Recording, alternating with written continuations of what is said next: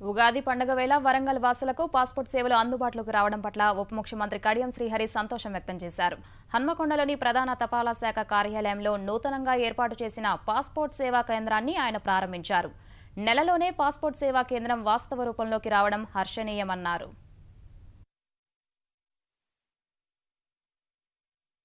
ఇప్పుడున్న లెక్క ప్రకారము నెలకు 1000 పాస్పోర్టు ఇచ్చే సామర్థ్యం ఉన్న పాస్పోర్ట్ సేవా కేంద్రంగా దీన్ని తయారు చేశారు. అంటే సంవత్సరానికి ఒక 12,000 ఒక 15,000 వరకు చేయవచ్చు.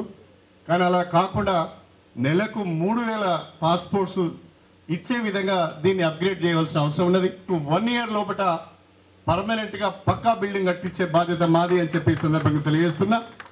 అయితే ఒక కండిషన్, ఇప్పుడున్న నెంబర్ ఆఫ్ పాస్పోర్ట్స్ ఇష్యూ చేసే సామర్థ్యాన్ని పెంచినప్పుడు మాత్రమే మీకు పక్కా బిల్డింగ్ మేము ఇస్తాం తప్ప ఇప్పుడున్న ఈ నెలకు ఒక 1000 మంది అంటే అది సరిపోతుంది.